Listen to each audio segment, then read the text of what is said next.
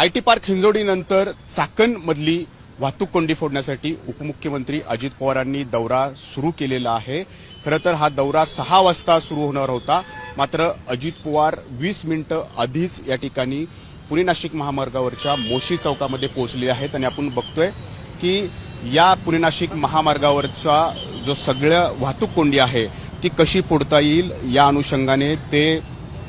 सगळ्या पदाधिकाऱ्यांशी आणि जे प्रशासन आहे,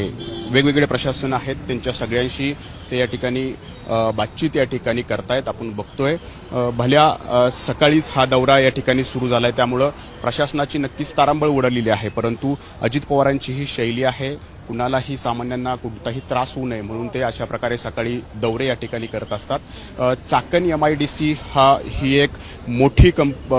परिसर आहे, औद्योगिक पट्टा आहे, कारण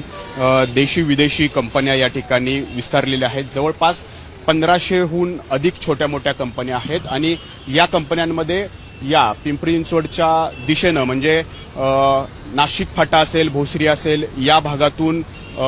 जे सगळे कर्मचारी आहेत ते या ठिकाणी चाकण आणि चाकण MIDC भागापर्यंत या ठिकाणी पोहोचत असतात। साधारण 3.5 लाख कर्मचारी जे आहेत ते रोज या ठिकाणी प्रवास करत असतात आणि यासाठी लाखो वाहनं जी आहेत ती या मार्गावरून असेल किंवा चाकण शिक्रापूर मार्गावरून सुद्धा या ठिकाणी प्रवास करत असतात आणि त्यामुळं या मार्गावरती जे बॉटलनेक आहेत ते बॉटलनेक फोडण्याचा प्रयत्न अजित पवारांकडून केला जातोय। कारण जर पिंपरी चिंचवडवरून निघाल्यानंतर साधारण 10 असे बॉटलनेक आहेत जिथं मोठी वाहतूक कोंडी जी आहे ती या ठिकाणी होत असते आणि त्याचा त्रास या कर्मचाऱ्यांना होतो आणि इथल्या उद्योगांना पण मोठा फटका जो आहे तो या ठिकाणी बसत असतो आणि हाच फटका बसू नये आणि अनेक उद्योग जे आहेत ते पुन्हा एकदा महाराष्ट्रात यावेत या अनुषंगाने अजित पवारांचे हे या ठिकाणी प्रयत्न सुरू असल्याचं आपण या ठिकाणी पाहतोय। दौऱ्याची आता सुरुवात झालेली आहे, पुढचे 4 तास हा दौरा जो आहे तो या ठिकाणी असा